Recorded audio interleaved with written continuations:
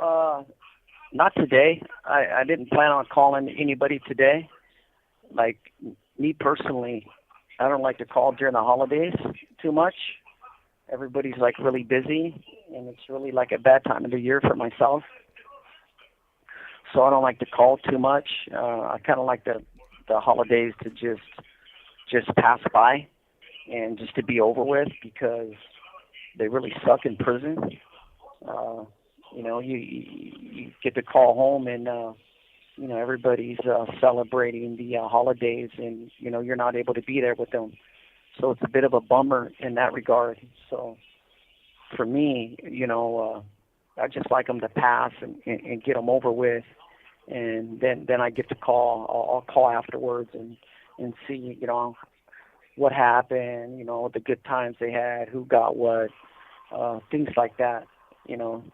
So it's a really for in prison, like in here, like right now we don't have no program. They said they're short of staff. So if you had a video call, you can't go out and call and video visit with your family because they're short of staff, because they have families too, and a lot of times staff don't show up for work, so there's a lot of short of staff. So during the holidays, there's a lot of sitting in the cell. Although we did get to come out for a morning program earlier and got to go to yard, and I know everybody was playing softball and stuff, but since about 11, there hasn't been no program. And I know, like my cellie, he was waiting to go talk to his wife on the video visit at 1, but they shut program down, so he's not able to do that. So when you plan ahead during the holidays to go visit your family on the video visit or things like that, things like this happen. So it's a bit of a, me, I've been down 24 years, so I'm just thankful when the holidays are over. And then for me, the new year is where it's all at for me. I got a lot going on coming up this year, so hopefully, my Christmas present will come at the end of January. So Thank you for. I'll be, like I said. Yeah, go ahead. No, I was just gonna say, thank you for sharing that, and that's something that never crossed my mind. The prison being short-staffed. Yeah, but it would make sense. Yeah, they do. Yeah. Almost. Yeah, I mean, I wouldn't want to go to work. During the holidays, I want to be home. With my family. So, unfortunately, it affects you guys. Where you guys don't have any program, and when they do this, do they just keep you guys in your cell, and you guys are Yeah. okay? Man, so you guys really Yeah. don't. So it makes it even a lot worse because yeah, at least like if you were out and about, you could kind of uh, like you be in the day room, right? And either watch TV or whatever activities they got out there. But right now you're just pretty much just stuck in your cell. Yeah. So a lot of guys will, like right now, will go video visit their family, and whatever gathering that they're having, and even like tomorrow, hopefully there's some staff here and people will get to go out and video visit and things like that, right? But chances are no one's probably going to be here, so we'll probably be stuck in our cell again. And does that affect any of the in-person visits? No, visits still happen. People still come up for visits. That's one thing that does run is the visits. I know family visits. One of my buddies is going out for a family visit tomorrow. So, all of those things just function. It's just yard program itself is shut down. Okay, well, at least they still have, you guys still get your regular visits. It doesn't affect that because Yeah. that'll even make everything a lot worse, And I'm pretty sure that family members would be outside protesting if something like that were to occur, especially on this day, because I'm pretty sure some people don't even get visits throughout the year. Maybe they get that the holiday visit one time a year, and then if you're not able to go to that, then man, it's definitely gonna upset a lot of people on both sides. Yeah, I know a lot of people, a lot of the regulars that visit during the week, Jesse and David, they're from down here by Centinela, so they get visits pretty regular, and they seem to have a good time out there. But I know most of my experiences in visiting hasn't been real good, and my daughter's never liked visiting here in prison. Just the treatment visitors. So some people get to go out there and have a good time, though. You know.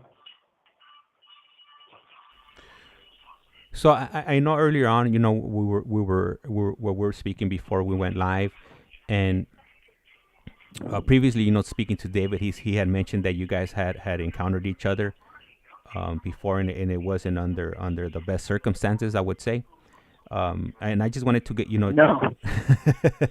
just wanted to check how you saw the events, when they transpired, and your version of events, if you wouldn't mind sharing that, being that you guys are friends now, right? You guys it's Yeah. it's a Yeah. brand new leaf that you guys have turned. So if you wouldn't mind sharing that with us, definitely interested in hearing your version of events. You have 60 seconds remaining.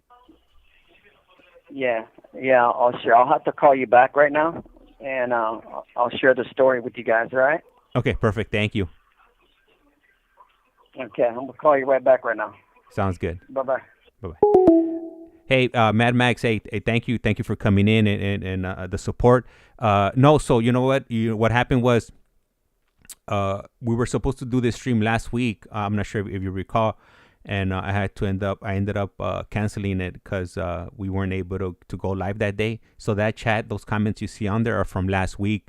Those are not new comments from today, which was interesting because I noticed that when I started the live, I just rescheduled the live, and when I went live, I saw those messages pop up. So interesting that those comments would carry over from a stream that actually never took place. So yeah. So once again, want to go ahead and thank you guys, for tuning in. Ricky should be calling us back shortly, and as soon as he does, I'm gonna go ahead and reconnect. And I've been trying to mess with my audio, trying to bring it up a bit. I'm hoping this sounds a lot better.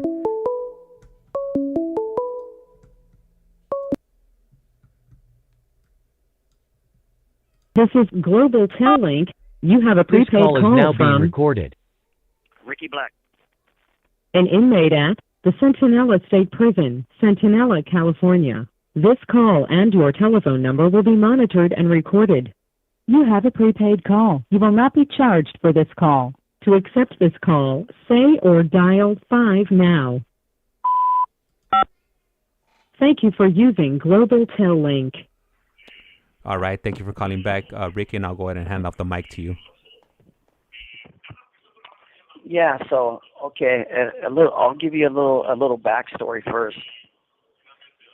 So I'm sure you're aware, and a lot of your listeners are aware now that there's a lot of gangs on the SMY side. There's a lot.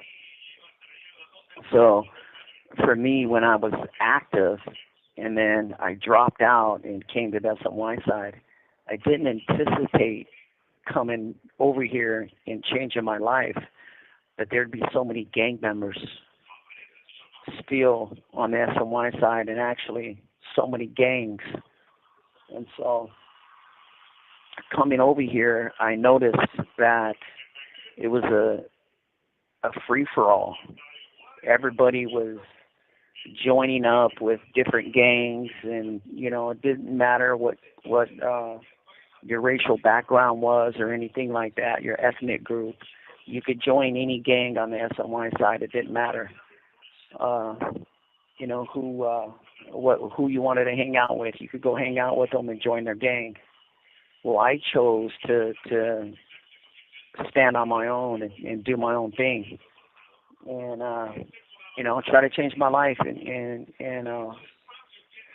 be as positive as I could. But what I noticed over here on the SOY side was a lot of these guys were clicking up, and then when they had problems with other people, they were jumping them. They weren't fighting them one-on-one.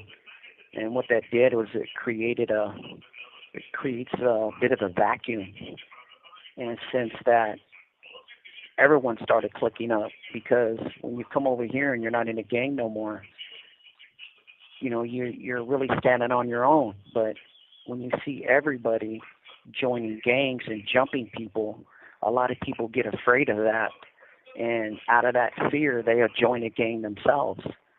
And I've never been you know, since I dropped out when I was active, I've never really understood coming to the SMY side and joining a gang. So when I would see them jump, these gangs jump guys, and they would jump them 4 or 5 people at a time, and they would beat some guy up. You know, I had a lot of resentment towards gang members that had done that. You know, I thought, you know, if you had a problem with the man, then, you know, you should fight him one-on-one and resolve the issue. And so that's not the SMY side, and it's still not that way. So I built up a lot of resentment and anger towards gangs on the SMY side.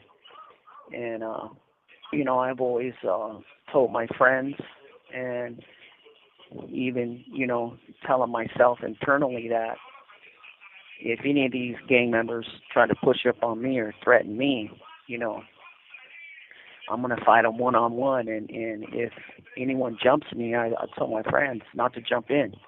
You know, just let me do my thing. And in my opinion, this call and your telephone number will be monitored and recorded. If I'm fighting 2 or 3 guys, I think it's a win-win for me, because honestly, if it takes 2 or 3 of you to beat me up, well, listen, I'm not losing. So, I mean, even if I do lose, you still lose with a little bit of honor and dignity. That's how I've always looked at it. But I've also took the position that I don't want anybody trying to defend me. Like, I'm an adult. I can resolve my issues myself. So, you know, this resentment and anger that I had built up on the SNY side towards gangs happened long before I even met David. And I think I'm like 10 years older than David, or at least 8 or 9 years older than him. So when I met him, we both opened up to Hatchby Max, which used to be a security housing unit, and which was the SHU, which was basically a lockup. What they did is they shut down the SHU after all the hunger strikes, and they opened it up as a regular facility, but they opened it up as a SNY 180. And me and David wind up opening up that prison in 2016. And I think we were probably the 3rd or 4th bus there. And we went to 6 Block and opened up 6 Block. And I'm pretty sure David had told you at that time he was still a gang member, and he was still involved with a lot of the politics on the yard. And just opening that prison up, what happened was my brother wound up coming to prison on a short prison term, and he wind up selling up. Me and him wind up selling up right there in Tehachapi. And so what happened was I got involved with a lot of the inmate advisory council for the men, which was helping set up the prison and, you know, do as much peace talks and try to get programs and things like that set up for us in the prison. So I talked to a lot of people. I talked to a lot of the gangs and things like that. And I became a bit of a spokesman even for my people, because on the Inmate Advisory Council, it's broken down into a bit of you know, Hispanics, whites, natives, African Americans. It's broken down like that. So I've become a bit of a spokesman for the white guys on the yard, as that was a white position that I was put in. And so I kind of knew a lot of people. And I also had a job which was a tier tender. And basically what you do as a porter, actually, what you do is you clean up the housing unit And because it's a 180, we cell feed in the cell. So breakfast and dinner comes to the housing unit, and you pass it out to the inmates in the housing unit. In this particular housing unit, 6 block, we had closed custody. And David and his cellie was on closed custody, which meant that they had no program. They weren't supposed to have appliances in their cell. They couldn't get packages. They couldn't get phone calls. They're basically just stuck in their cell all day. And so being the porter, I would go and pass them out dinner. And if they needed anything done, they would ask me and other porters if we could do things for them. Getting them books, passing things for them, getting them supplies, running interference with our floor officers to get them things that they needed, making phone calls for them, doing all the little things that they weren't able to do for themselves, and even at that time, passing contraband and kites and all that stuff was a part of the gig too, about being a porter. This one particular night,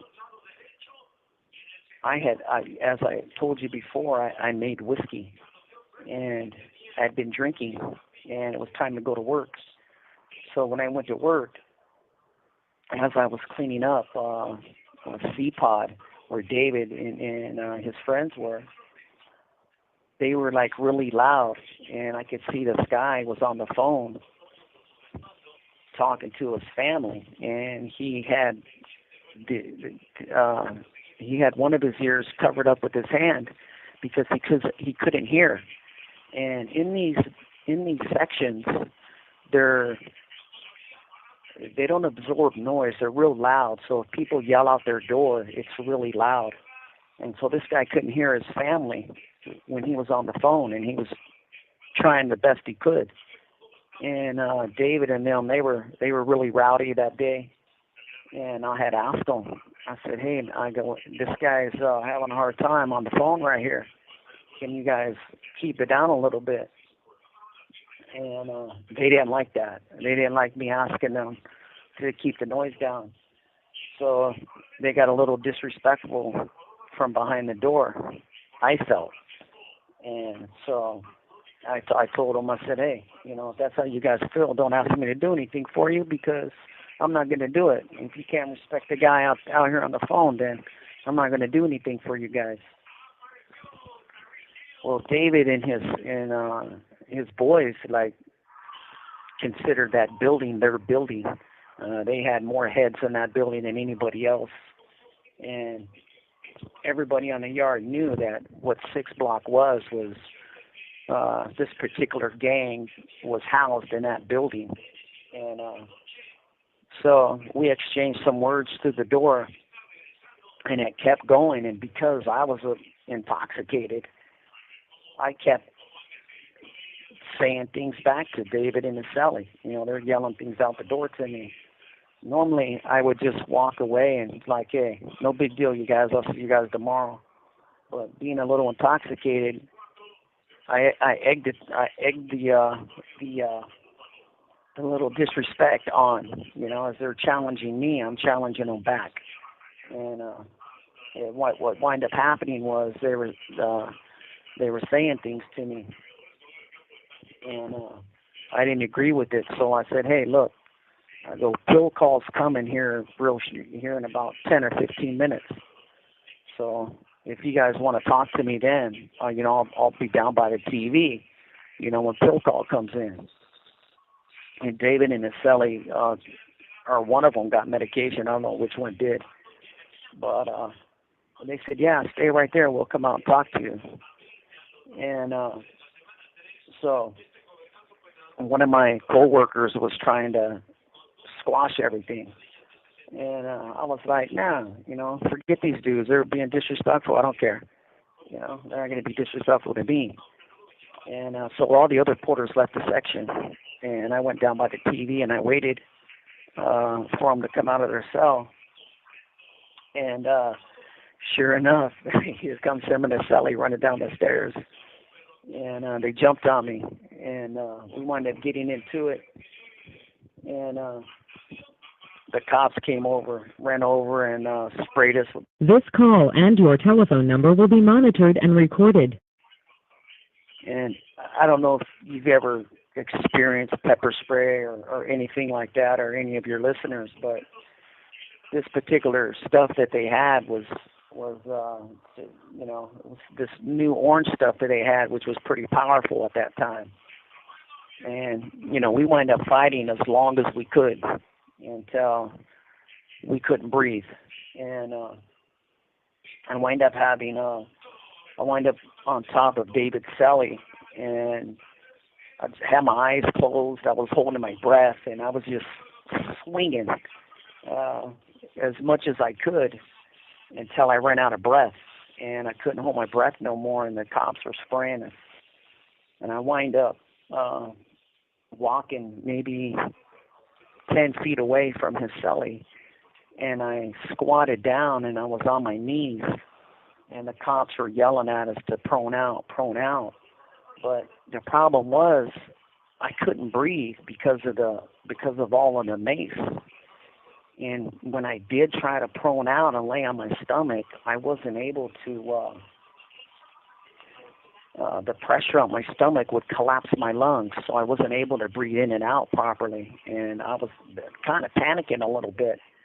So I just kind of stayed on my knees, on my hands and knees a little bit until I could gather my breath as much as I could, because just the weight, my body weight, on my lungs, it was too hard for me to breathe.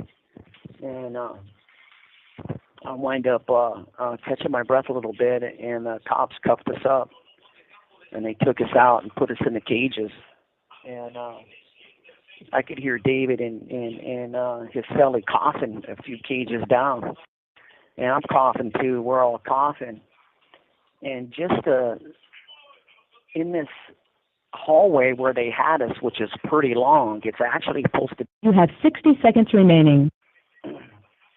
But there's no tables or anything in there, so it's just big empty space.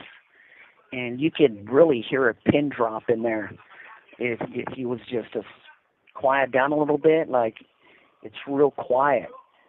But I could hear David and them coughing down the way.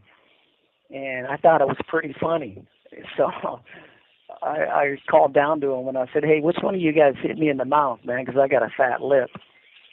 And they both started laughing. And that kind of broke the ice. And we just started talking. And, we wind up apologizing to each other right then. At the end of the day, we wind up apologizing to each other and was laughing about it because, we were all choking. We were trying to catch our breath still. Our eyes were burning. The pepper spraying was going between our legs. Everything was burning. And it was a bad... All right, so the 15 minutes were up. He should go ahead and be giving us a call back shortly. And I just saw M-Star Media's question. I don't think he's going to get any type of visits today. But I'll confirm with him right now. I'll go ahead and read up the question and see what he has to say about that. I believe, if I'm not mistaken, I think he's mentioned in some of his other stories where I think his daughters they live out of state. They no longer reside in the state of California. But I'm sure he has to have some type of family in California still. So I'll double check with him right now when he calls back. And at 4 or 4:30, we're gonna be having David and Jesse be coming on.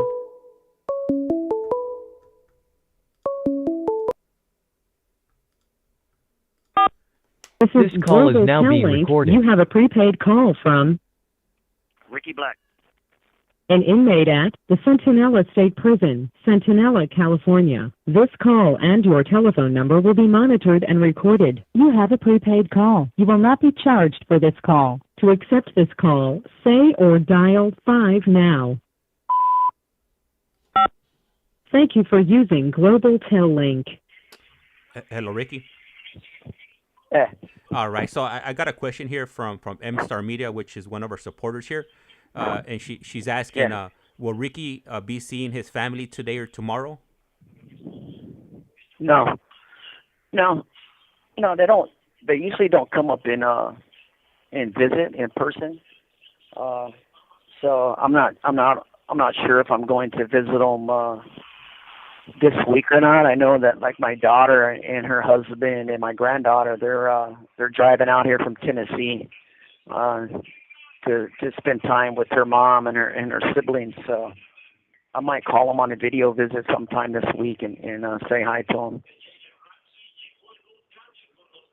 Thank you for answering that. I figured earlier on, that you were not going to get a visit, because I know you mentioned about the holidays and whatnot, not just wanting to get over with them. So thank you for clarifying on the visits there. Yeah. And then if you want to go ahead and continue on your journey, or when you met up with Jesse and not Jesse, I mean David and his celly.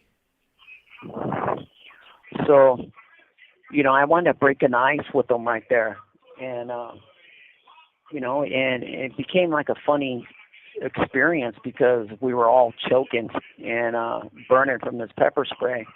And when I broke the ice with them, we all started laughing. And what happens is when you get into it with somebody, you have to sign a marriage chronicle saying that you guys will get along and there won't be no more problems, between you guys. And so we signed the marriage chronicles and we were put back in our cells. Well, the next night, my boss let me out to go. This call and your telephone number will be monitored and recorded. And, I walked over to David and his celly. I walked over to their cell. And the next day, they were in front of the sink, and we get these plastic containers in here. And they had their plastic container filled up with water, and they were still burning from the pepper spray, much like I was, and they were still rinsing themselves off to try to get the pepper spray off. And I had their door opened up a little bit, and I shook both of their hands, and we all had a good laugh. And one of the important things right there, because I was a little older than them, but I was older than the other guys on the tier. And when I had walked into the section got really quiet, and everybody was on their door, like watching me, and to see what was going to happen. And they weren't for sure if I was going to come out and work. And so everybody's trying to figure out like what's going to happen. And usually in a situation like that, that'll usually kick off a riot because two people jumped on one guy, and we weren't in the same gang, we weren't of the same race or anything like that. So there's usually something else to follow that situation.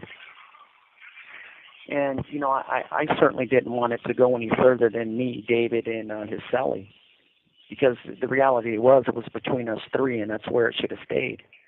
So when I went back into the section and I went up there and talked to them, everybody was listening. Like they had their ear on their door. You could see them looking out the side of their door. Everybody was looking out their window. And, a lot of these dudes were first time in prison. A lot of them were younger. And so I wanted to make sure that I had set a good example for them as to how you should conduct yourself after an incident, And so I went right to their door and I talked to them. And, I had the door opened up a little bit so we could shake hands. And we were just chopping it up. And we were talking about the pepper spray and how it was still impacting us. And I went along. After that, I went and picked everybody's food trays up and cleaned the section, swept the section up, and then mopped it, wiped down all the rails, cleaned up all the pepper spray that was in the day room and things like that. But I wanted to make sure that everybody else seen a good example of how you're supposed to treat the situation, because like I say, a lot of people are inexperienced and they might panic and lock up. They might feel afraid that something else is going to happen to them. But in addition to that, my brother was going home. He only had a few months before he was going home. So it was important that I made sure that situation was resolved right there. Otherwise, if there was any carryover, it would have impacted my brother too, and he probably would have lost an out date. And I knew if it didn't stop there, that the impact would have been a lot bigger on everybody. Like, some people could have got really hurt. Some people could have got court cases. Things could have got out of hand. So I had to make sure that everything was done, in the right way. And David and his celly, man, they were good sports about it too. They were eager to let it be resolved as well, which I was happy about. And after that, man, every time we seen each other, we greeted each other, gave each other a hug and shook each other's hand and, checked on how each other was doing and things like that. And then I think David wound up going to the hole and being sent to another prison shortly after that. And I wind up transferring out to another prison in 2020. Now, this incident happened in 2016. So I didn't see him. I think I seen him in the beginning of 2017 before he left. So I didn't see David again until 2023, about 5 years later, right here in Centinela. And it was interesting because I was going to sell up with Jesse, and he wound up telling me he had one of his friends in the building next door in 2 Block, and said that his friend wanted to move over. So if I had other plans, and I told Jesse, I said, yeah, move him over.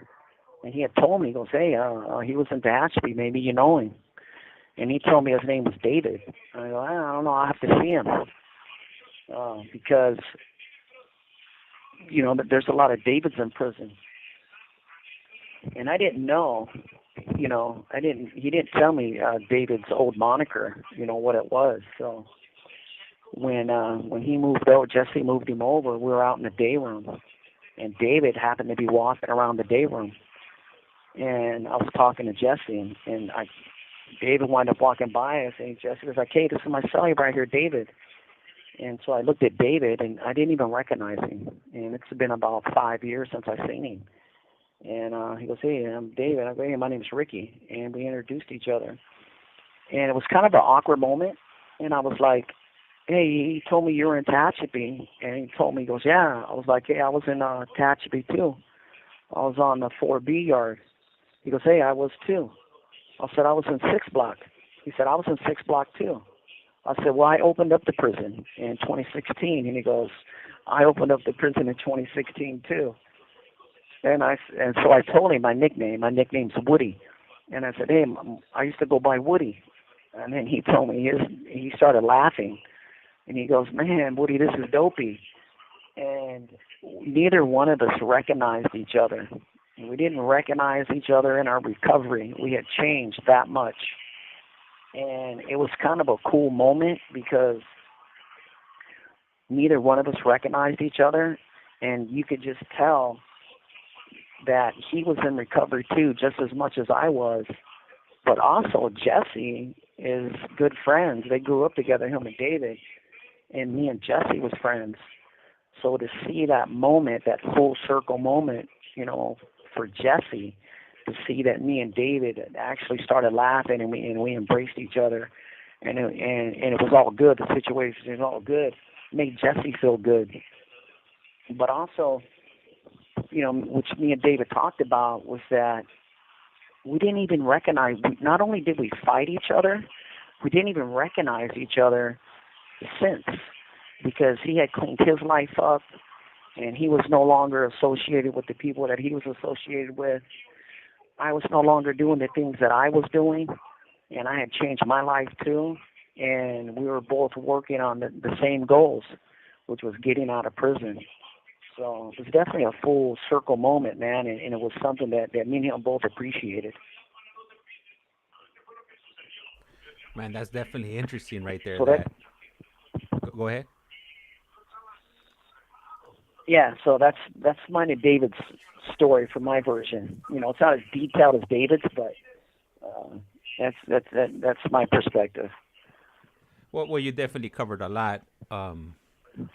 as far as like your interaction and whatnot. And I liked how you shared that last part where you pretty much you wanted to squash it and you didn't want it to spill on over or get other people involved. and This and call and your telephone number will be monitored and recorded. so definitely a good example, I guess, for the younger guys that were coming in that had never been anywhere, to how they could conduct themselves in that type of situation, so it doesn't go beyond that, from a fist fight.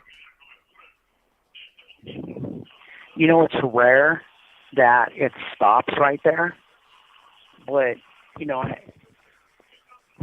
I've done a lot of time. I know how things go, so I knew what to say. I knew how to approach the situation, and I was hoping for the outsiders, the younger guys that was looking at it, that they can see it too and maybe learn something from it. You know, we were both in the wrong. We were both living a totally different life. I was real resentful and angry towards people that were actively in gangs still. So he was hard headed and still doing his thing. So it was just a bad situation altogether. And the result was going to be the way that it was, regardless. But I had an opportunity, man, to make sure it didn't go any further in that, and that was, in the end, that was my wish and my goal.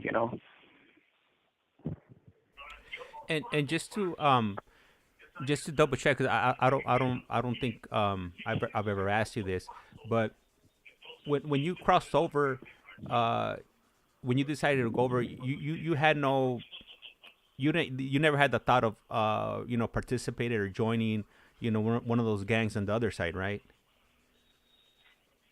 I didn't even know. I didn't even know there was SMY yards. I didn't know there was gangs. I didn't know any of that stuff when I crossed over. So, I thought I was going to go to a 50-50 yard, because they've always had like soft yards in CDC. So if you were in trouble or dropped out or anything like that, you would go to one of those 50-50 yards. So, I wasn't aware of these different gangs that existed on the SOY side. And once you discovered that there was gangs on the other side, what did you think about it? What was your whole thought about it? Oh, I was disappointed. I was disappointed because I'd come out of the shoe because I wanted to have contact visits with my daughter and my wife. I wanted to touch them. I'd been in the shoe at that time. I got out. I went into the shoe in 1998, and I wound up getting out in 2008. So I was ready to have some contact with my wife and my daughter at the time, and to come over and to see, the way things were, and especially, the promises that we were told that we were going to have program, like You have 60 seconds remaining. all of these lives, that it wasn't true. It was worse on the SMY side than it was on the active side, because everybody was out to get everybody. There was no rules on the SMY side, and there still ain't. And that makes it prison very dangerous when there's no rules or no people self-governing themselves. So it gets real dangerous like that. So I was disappointed.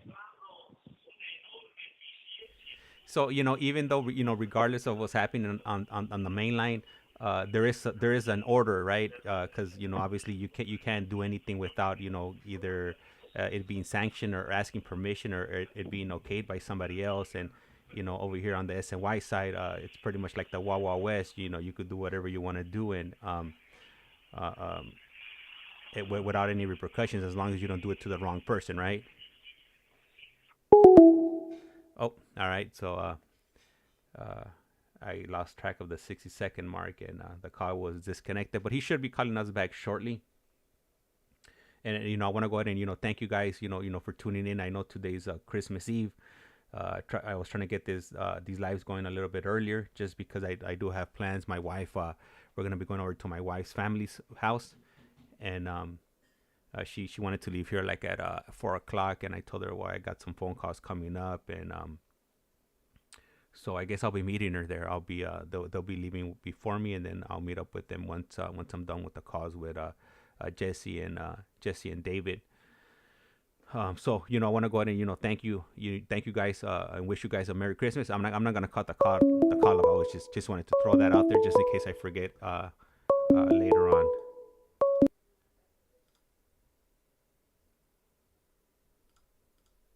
You have a prepaid call from This call is now being recorded. an inmate at the Centinela State Prison, Centinela, California. This call and your telephone number will be monitored and recorded. You have a prepaid call. You will not be charged for this call. To accept this call, say or dial 5 now. Thank you for using Global Tel Link. Hello. Hey.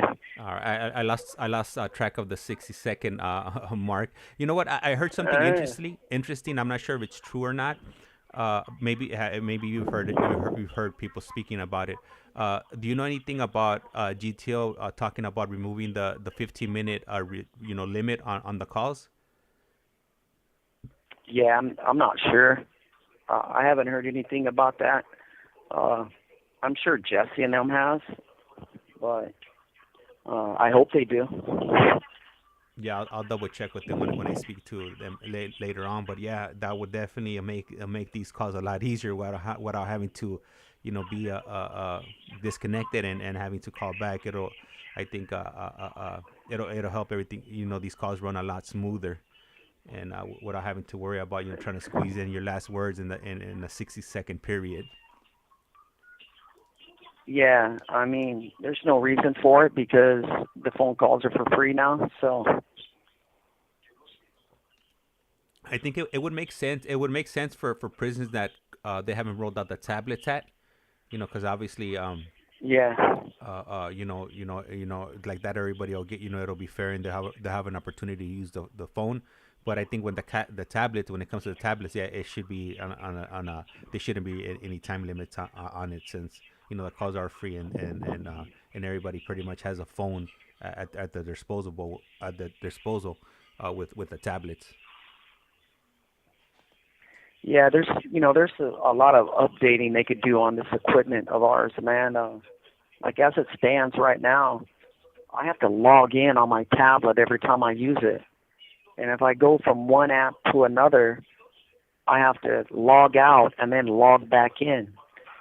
And which is ridiculous. I shouldn't have to log out and then log back in, because you have to go through different steps just to log in. And it's ridiculous. And there's no no alerts for our messages. So I don't know when someone sends me a message. I actually got to log in, go to messaging, and then see if there's any messages. And so like your message, I usually check mine probably like every 30 minutes to see if I have a message. So when I seen your message, I didn't see it until 23 minutes after you sent it to me. And that's just because there's no alert. Like there should be like something on the front of our tablet that says, hey, you got 3 messages. And then you can go check it, but it doesn't do any of that stuff. Yeah, that would definitely, or even like a little blinking light on somewhere on the tablet itself, yes. If they don't want to, for it to be announced. But yeah, like that, you'll be aware that you got something pending. Yeah. So back to the when you reunited, I guess, with David. And you found out that you guys were you guys were on similar paths, wanting the same things. What did you think about that? Well, there's certain things that I look for in conversations, and I know that Jesse had told me that his cellie was in recovery too, and for our community and to have somebody in your cell. Someone else's recovery might be different than yours. But those of us that are serious about our recovery, we all speak the same language, and you can hear it in their conversation. You get like they embody it. Like you could tell, like, okay, this man's really serious about his change. He's real serious about his recovery, and you can identify it real easy. And for those of us that are in recovery, we could see it. We could see the guys that are still struggling, and then we can see the guys that are actually giving back. And so, some of the things that I look for in a conversation is, what are they doing with their education? What are they doing with their rehabilitation? How are they describing things as far as their conversation goes? There's details in their conversation. What is it geared towards? Are they talking about college? Are they talking about board? Are they talking about their recovery? Are they talking about their change? And so those are like things that I look for. And so I could tell that David was really in recovery, and he wasn't faking it. And that was one of the things that I had told him. I could tell you're in recovery. It's just in your conversation and the way that you're carrying yourself, the way you're articulating your thoughts. I could tell that you're serious about it. And he was like, yeah. And so we had a great conversation about that. And it's things that I like personally, because he was Jesse Selly. I knew he was going to be in our circle, our lifer circle, and to see that he was fully committed to was pretty cool, man. This call and your telephone number will be monitored and recorded. Knowing where me and him came from, and I say it a lot. I tell him a lot too, that he was worse off when we got into it than I was, because he was in a worse situation than I was. I was still on my own, even though I was engaged in all the criminal activity at that time in prison. I still functioned independently on my own, so I didn't have commitments with other guys like he did. And so his situation was a lot worse. His hole, I guess, was a lot deeper than mine. And to see how far he came in that time was impressive. And I was excited to see that he had changed his life so much that I didn't even recognize him. And I tell him all the time out here, like, he's healthy, he looks healthy, he's got some muscle. We work out together, and when we have time, and to see how much he's physically changed into the person he is now, I always tell him, I go, man, I don't even recognize you. I can't even believe that was you back then. So it's pretty cool. It sounds pretty cool. You guys have another person that it's pretty much on the same path as you. Definitely, I would say an asset, right, to your community. It makes you guys a lot stronger, and possibly it'll attract some more people. Maybe to change their life around, or at least try, and find out what you guys are about, and give them some hope, to possibly go home if they're in the similar situation as you guys.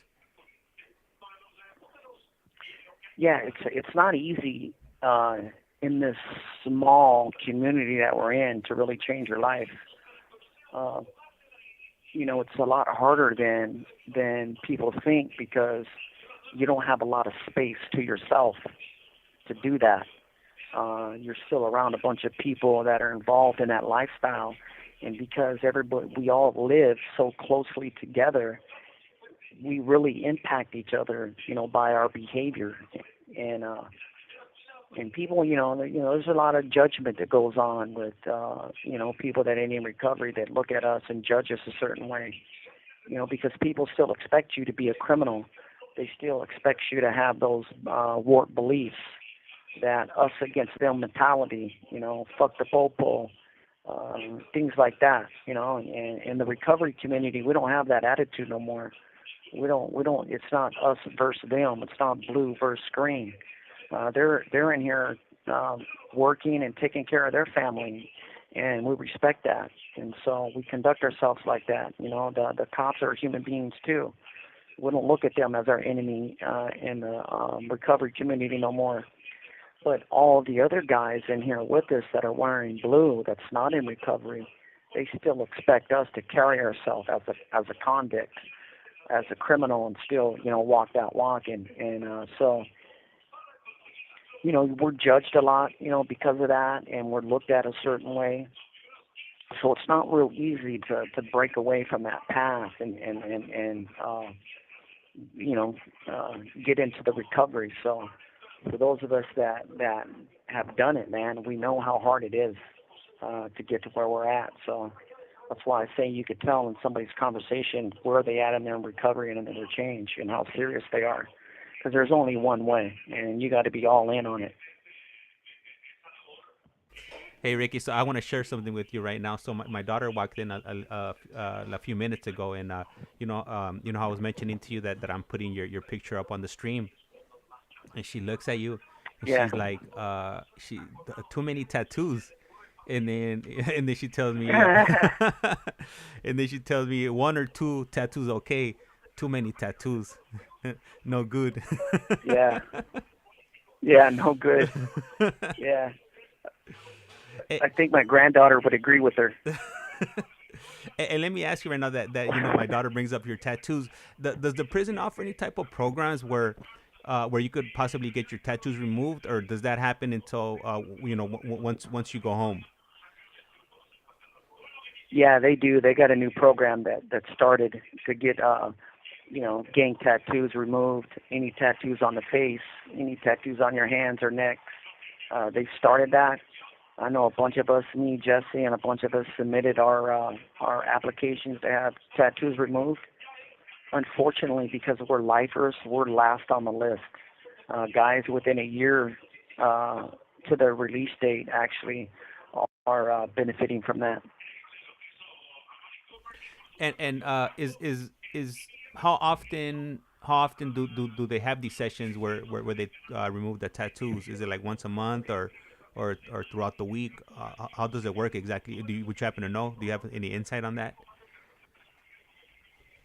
Man, I know they came like once or twice, I think about 6 months ago, and I haven't heard anything since. But, David's mom does tattoo removals on the street. And, when I talk about David and the full circle moment that we have had, like, it'd be pretty cool for me to get out and go have his mom remove a couple of my tattoos. And I'm definitely going to ask. And you know what? Right now that you mentioned David's mom, doing tattoo removals. I was actually thinking about doing something like that a few months ago. I was speaking to my wife. I was like, man, like I want to start a business. I want to do something. I want to work for myself, and offer that. And I had even I had gone as far as looking up like if there's any like special license that I have to obtain within the state that I live in. And then I was looking up at those tattoo removal machines, and they're pretty affordable, from what I saw. So now that you mentioned that, it's definitely having my turning my gears over here. So I'm thinking about things now. That would be a good way to give back and help you guys out if I'm able to do something like that. So definitely something I'm gonna have to look into. Yes, I mean, if there's a certification process, it couldn't be that long of a certification process. I mean, how many hours would you have to be certified? Like, it couldn't be much. Yeah. So definitely look into it, my man. And you never know. You could probably get sponsored by the state and coming in and doing stuff. You know what I mean? Like, it could be a big deal. Yeah. I'm glad. Just by my daughter bringing up your tattoos. Now it's opened up some other thoughts in my mind. So, you can't like ignore when people throw stuff out like that, because now look at this call and your telephone number will be monitored and recorded. It's not good to disregard. Even my daughter, she's 5 years old. So if I would have not paid attention to it and be like whatever, No. But now, things like this happen. So. Yeah, absolutely. Took a lot of time to get those tattoos, by the way. Oh, really? How long? Cause I see on here you're all sleeved up, and I see a little. You got You some have on your 60 seconds chest. remaining. Yeah, it took like a couple of years. Did my legs, my back, my arms, and my chest. Took a couple of years. And have you ever tried to remove any of them? But on your own? No, No. no, it's too painful. I, It's too I could painful. I could imagine. I hear that the lasering too. It takes a lot of treatments, and yeah, it is pretty painful from what I hear. Yeah, yeah, I can't see it feeling good. If you want to call me back, I know it's about to hang up in a few moments. Yeah. Okay, I'm gonna call you right back. Perfect. All right, so he's gonna go ahead and call me back. We're gonna go ahead and wrap it up for now. I gotta go ahead and take care of some things before I get ready for the next stream. I'm hoping my audio sounds a lot better. I know the last few streams I've had, the commenters have mentioned that my audio seems kind of low, so I did bump it up a little bit, and I see over here in the gauge that it is going a little bit higher. So hopefully the adjustments I did over here on my end is reflecting on your end where it sounds a little bit clearer. If it doesn't, then what I normally do is I'll play back the videos and check how my audio sounds. But from what it looks like, it looks a lot better than what I was doing before. And right now we're just waiting for Ricky to go ahead and give us a call back, and then we'll go ahead and continue. But this is gonna be our last call, and then we should be going live again with David and Jesse at about 4:30, somewhere around there. It just all depends. Sometimes they're having issues with the tablets, or they have other things going on, so they run a little bit late. So whenever I put these streams up, it's an approximate time. I try to try to normally launch it if I can at the time that I posted up, but sometimes that's just out of my control.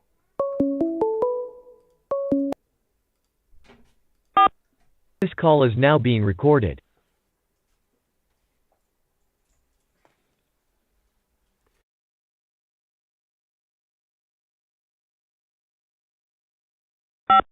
This is Global Tel Link.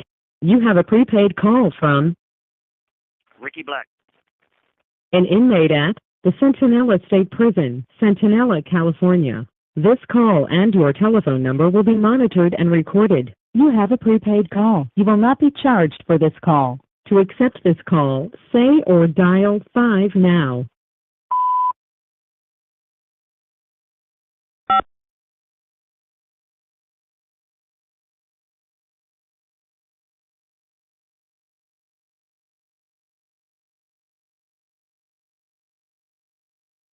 To refuse, hang up now or stay on the line for additional. Thank you for using Global Tel Link. Hello, Ricky. Hey. All right. So we're about to be hitting the 1 hour mark. Before before we end the call, I just wanted to ask you, is there anything that you want to share with our audience? Maybe a thought that you've had since the last time we've talked, or maybe in between these calls or whatnot. A thought popped into your mind that you would like to share with the audience. The mic is yours, and anything you want to speak about, then you could go ahead and throw it out there. Yeah, I definitely want to tell everybody happy holidays, and enjoy your family, be kind to each other, love each other. I think that's important. One of the things that I found in my own recovery is that kindness is easy. Being kind to each other is easy. Respecting each other is easy. Tolerating other people is easy. And I think we need more of that in our community. I know we do here where I'm at. And from what I see on the news, like everybody could use a little bit more kindness and a little bit more understanding and tolerance in their life. And I'm hoping that maybe the new year, man, that everybody can be a little bit more kinder to each other and really embrace their family and love each other, because we all need love in our life. So also, if you have, anybody out there looking to hire convicts, ex-lifers, hopefully I'll get out this coming new year when I go to board. So I'm looking for support letters for employment. So anybody that wants to hire a drug counselor or, some kind of counselor of any kind, I'll be available. So hit me up. And other than that, happy holidays to everyone. And and right now, you mentioned two things that I definitely want to touch on. First is the parole board hearing, and then you mentioned seeking employment with as a counselor. So the first question would be: do you have some type of certification to offer? I do. Okay, that's great. I do. And for somebody that would be interested in getting some type of certification, how would they go about that? Well, me personally, I was getting certified through Palo Verde Community College, which is one of the only colleges here in, in this region that we're in. I don't know as far as all of California, but, down south, down here, Palo Verde Community College, you can get certified as an alcohol and drug counselor to their ADS program. I currently I have had the first two certifications, and I'm halfway through my last certification. I need 150 more practicum hours, which is basically 150 hours of hands-on work, which I'll complete because I can't complete it from this prison. I'll have to complete it once I'm out, which is 150 hours, and then I'll get my complete certification as a alcohol and drug counselor. And then, thank you. I really appreciate you answering that. And I was going to ask you something before I ask you the question. Would you be interested in taking any live calls? Because I've been trying to check out if I could do live calls. Yeah, I don't know what that is, but yeah, Okay. I'm open for anything. So what a live call would be, so you know how you're speaking to me right now, so I could tie in another phone to the system that I got right now, and I could put up a phone number for our listeners, and if somebody's interested in calling in, they could go ahead and ask you a question, while we're here on the air, or if they want to make like a support comment or whatever, like whatever's on their mind. It'll be another way for us to connect with our listeners, opposed to them just typing in comments on the chat. They could actually do it, I could tie it into this phone call, and you could actually listen to them and hear their question, through your ears, pretty much. That'd be great. That'd be great. I'd love it. All right, perfect. So I'm gonna go ahead and tie it in right now. Hopefully, I don't know. Like, I've been trying to get phone calls these last 3-4 streams. Nobody's calling in, but maybe we'll get lucky today. And then the question I was gonna ask you was, how you mentioned going to the parole board. I know recently Silas went, and and you're gonna be coming up, shortly to your own parole board hearing. What are your thoughts on what happened with Silas's parole board hearing, and what do you anticipate the type of questions they're going to be asking you when you go to your parole board hearing? Man, I think Silas did a good job.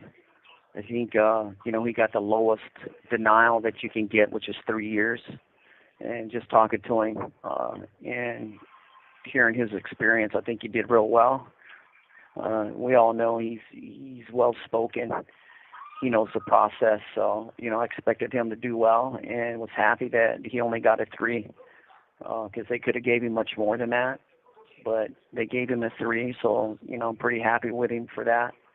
Hopefully he can get out on his next board date.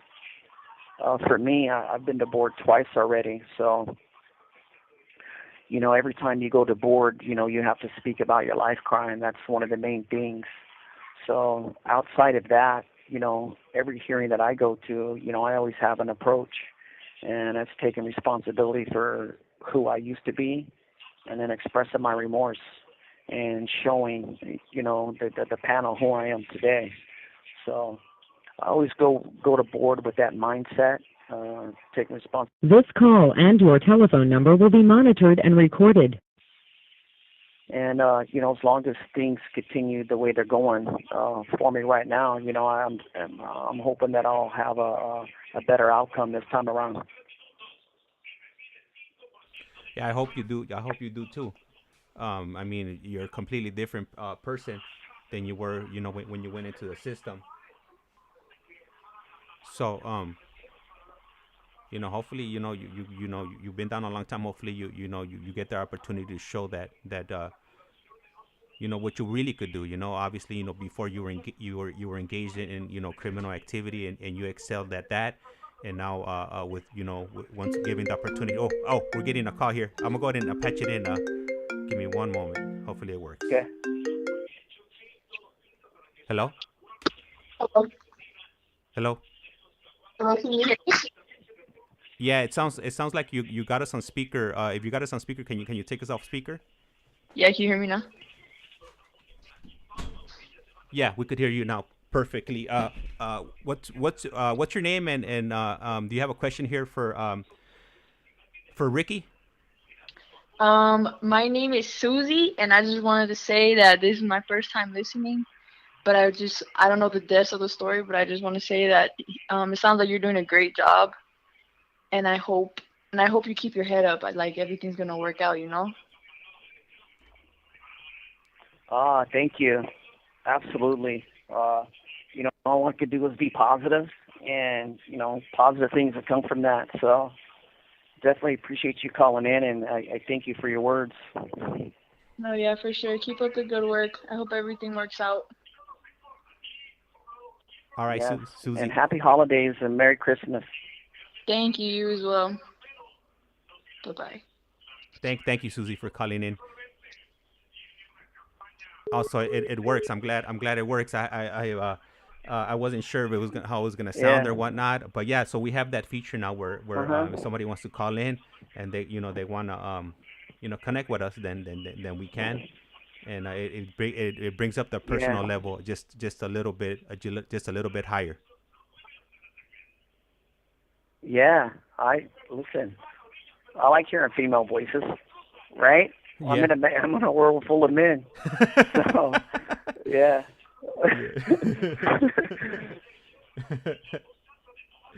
All right then, Ricky. Well, with that, I really appreciate you tuning in or calling in, and everybody that's tuning in. I want to go ahead and wish you also a Merry Christmas and a Happy New Year. And we should be back up live somewhere between 4 to 4:30. We're going to be bringing Jesse and David on today. And then I'm gonna cut the stream right now, but don't hang up just quite yet, Ricky, so we could go ahead and talk off the air, and I'm gonna cut the stream now, okay? Right.